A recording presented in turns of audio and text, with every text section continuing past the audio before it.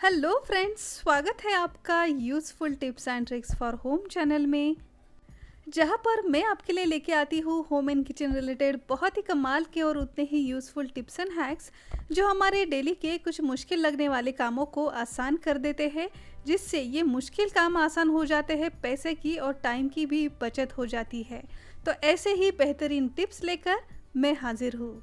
तो चलिए देखते हैं आज की हमारी पहली टिप। और ये टिप है लिपस्टिक, काजल या फिर कोई इंक पेन या फिर लिप लाइनर को लेकर। ऐसी कई सारी चीज़ें जिस पर कैप लगी होती है और इसकी कैप अगर गुम हो जाए तो ये लिपस्टिक, काजल या फिर पेन जैसी जो चीज़ें होती है ड्राई होने लगती है, जो अच्छी तरीके से अप्लाई भी नहीं होती, चलती नहीं है, काम करना ही बंद कर देती है।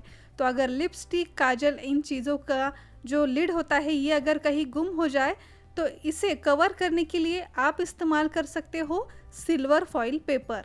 तो इसका एक छोटा सा टुकड़ा हमें लेना है और इसके ऊपर कुछ इस तरीके से हमें इसे रैप करना है, जैसे कि वीडियो में मैंने आपको दिखाया है। सिल्वर फॉइल पेपर जो आजकल हर किसी किचन में तो होता ही है, तो इसका इस्तेमाल हम करेंगे और इसी के हेल्प से इसका लिड हम इस तरीके से बनाएंगे, जो आसानी से हम इसे लगा सकते हैं, निकाल सकते हैं।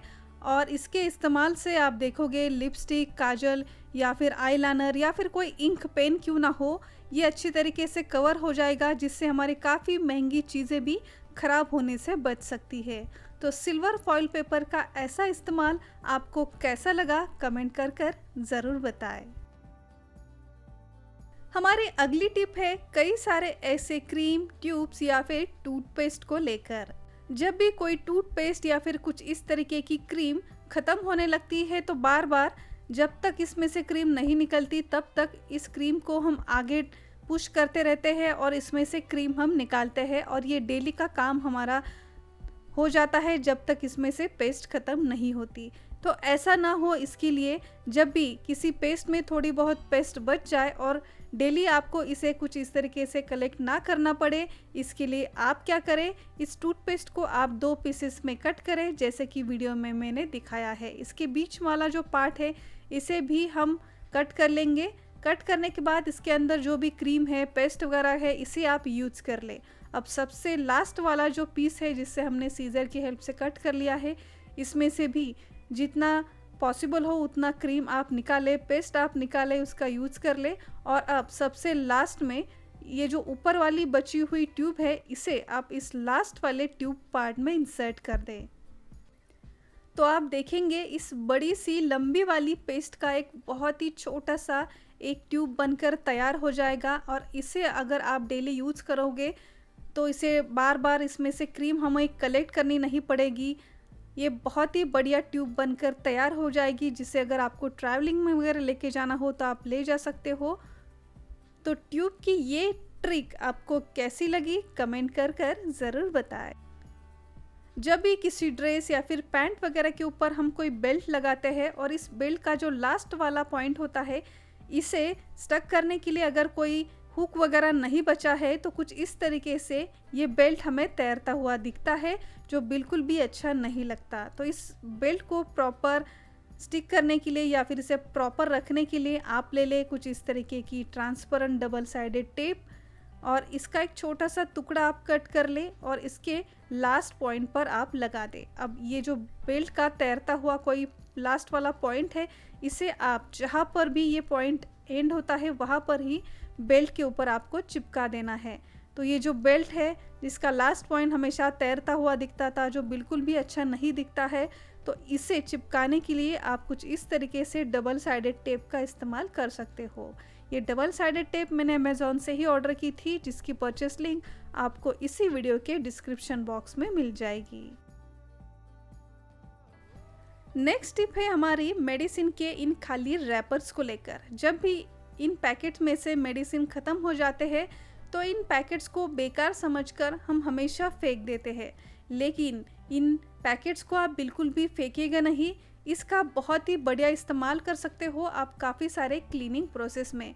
जैसे कि हमारे किचन में जो गैस स्टोव होता है, हमेशा ऑयल वगैरह गिरने से काफ़ी चिपचिपा हो जाता है, जिसे क्लीन करने के लिए हम हमेशा स्क्रबर इस्तेमाल करते हैं, कोई ब्रश वगैरह इस्तेमाल करते हैं। लेकिन इसके जो बटन्स होते हैं वहाँ पर कोई भी स्क्रबर या फिर ब्रश वगैरह नहीं पहुँचता है। तो ऐसी जगहों को क्लीन करने के लिए इन्हीं मेडिसिन के खाली रैपर्स का इस्तेमाल आप कर सकते हो, जो काफ़ी छोटे से जगह में भी पहुँच जाता है और इससे इन गैस के स्विचेस को क्लीन करना आसान हो जाता है। ऐसे ही गैस के जो बर्नर्स होते हैं इसके साइड में भी हमेशा आपको चिपचिपी लेयर तैयार हुई दिखाई देती होगी। इसे क्लीन करने के लिए भी हम किसी स्टील या फिर स्क्रबर का इस्तेमाल करते हैं, लेकिन ऐसी चिपचिपे चीज़ें साफ़ करने के बाद जो स्क्रबर होता है बहुत ही ख़राब हो जाता है। कई बार तो इसे एक ही यूज़ के बाद हमें फेंक देना पड़ता है। तो यहाँ पर आप स्क्रबर का इस्तेमाल ना करते हुए इसी एम्प्टी मेडिसिन रैपर का इस्तेमाल कर सकते हो। गैस स्टोव की तरह ही हमारा जो किचन काउंटर होता है, खाना बनाते वक्त ऑयल वगैरह गिरने से इसके ऊपर भी काफ़ी एक चिपचिपी हेवी लेयर सी जमा होने लगती है, जिसे निकालने के लिए हम हमेशा कोई शार्प चीज़ इस्तेमाल करते हैं। तो उस वक्त किसी स्क्रबर का या फिर शार्प चीज़ का इस्तेमाल करने से बेटर है क्यों ना हम इसी एम्प्टी रैपर का इस्तेमाल करके इस किचन काउंटर को भी क्लीन कर दे। ऐसे ही डेली बर्तन साफ़ करते वक्त कई ऐसे बर्तन होते हैं जिसके लाइंस में या फिर कॉर्नर्स पे हमारा कोई स्क्रबर ब्रश वगैरह नहीं पहुंचता है, तो वहाँ पर आप इस एम्प्टी मेडिसिन के रैपर को यूज़ करके ऐसे बर्तन साफ़ कर सकते हो।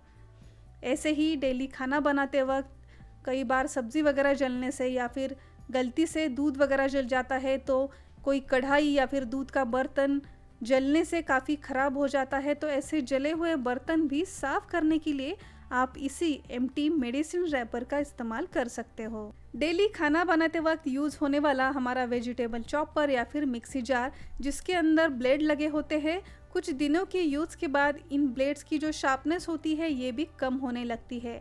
तो इस ब्लेड्स को फिर से शार्प करने के लिए आप इन्हीं एम्प्टी मेडिसिन रैपर को थोड़ा सा कट करके इस मिक्सी जार में या फिर चॉपर में डालें, कुछ देर इसे चलाएं, तो आप देखेंगे इस एम्प्टी रैपर से इसकी जो शार्पनेस है ये फिर से पहले जैसी हो जाती है। ऐसे ही घर में पड़े कोई पुराने सीजर या फिर नेल्स कट करने के लिए यूज़ होने वाला नेल कटर अगर काम ना करना हो, इसकी धार अगर कम हो गई हो, तो इसकी धार पहले जैसे बनाने के लिए इन सीजर या फिर नेल कटर को आप कुछ देर इस मेडिसिन रैपर के ऊपर चलाए, तो आप देखेंगे इसकी जो भी शार्पनेस कम हो गई थी फिर से ये अच्छी तरीके से शार्प हो जाएंगे। सो फ्रेंड्स, आई होप कि आज के इस वीडियो में दिखाए गए ये सारे छोटे मोटे टिप्स एंड हैक्स आपके लिए भी ज़रूर यूज़फुल रहे होंगे और मेरी ये मेहनत अगर आप तक पहुंची होगी तो वीडियो को एक लाइक ज़रूर कीजिए। इसमें से कौन सी टिप आपके लिए नई और यूज़फुल रही हमें कमेंट कर ज़रूर बताएं। और अगर अब तक आपने इस चैनल को सब्सक्राइब नहीं किया है तो अभी जाकर सब्सक्राइब कीजिए, ये बिल्कुल फ्री है। सब्सक्राइब बटन के आगे एक नोटिफिकेशन बेल है, उसे भी प्रेस करना बिल्कुल ना भूलिए।